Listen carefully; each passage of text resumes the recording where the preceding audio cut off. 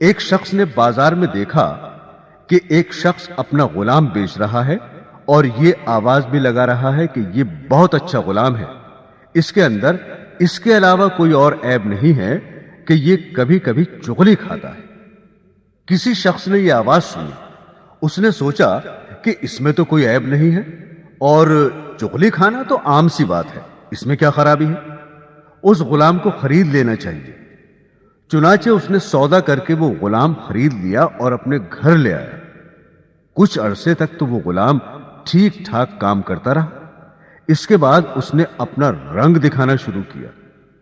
چونکہ چغل خوری کے اندر وہ ماہر تھا، اس لیے اس نے چغل خوری کے اندر اپنا کرتب دکھلایا اور سب سے پہلے وہ اپنی مالکہ کے پاس گیا اور اس سے جا کر کہا کہ آپ کے شوہر جو میرے آقا ہیں وہ کسی اور عورت سے تعلق رکھتے ہیں اور اس کے پاس آتے جاتے ہیں، اور عنقریب وہ آپ کو چھوڑ کر اس سے شادی کر لیں گے، اور میں آپ کی خیر خواہی کے لیے بتا رہا ہوں، کسی اور کو مت بتانا۔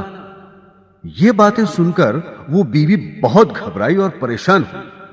پھر خود غلام ہی نے اس کی پریشانی کا علاج بتایا کہ مجھے ایک ترکیب آتی ہے، تم اس پر عمل کر لو۔ وہ یہ کہ جب تمہارے شوہر سو جائیں تو تم اس طرح سے ان کی داڑھی کے 1-2 بال کاٹ کر اپنے پاس رکھ لینا، پھر دیکھنا کیا ہوتا ہے، پھر وہ ہمیشہ تمہارے ہو کر رہیں گے، کبھی دوسری عورت کی طرف نظر نہیں اٹھائیں گے۔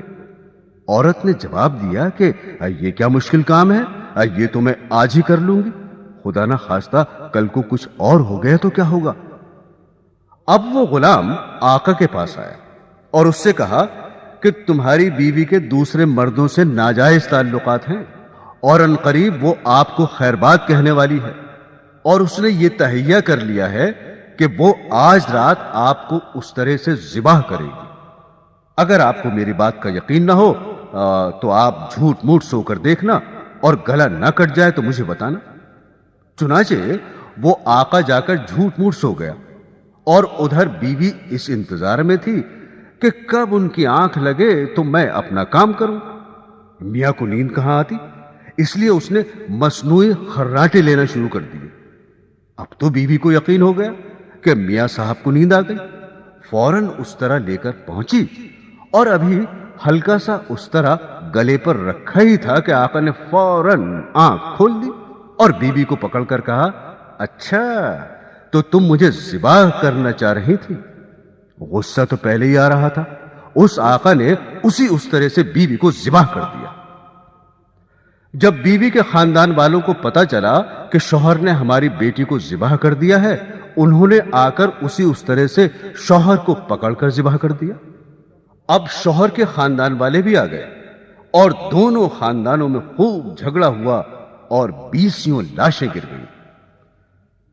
تو محترم سامعین، آپ نے دیکھا کہ اس غلام نے ذرا سی چغلی سے کس طرح سے دونوں خاندانوں کو تباہ کر دیا۔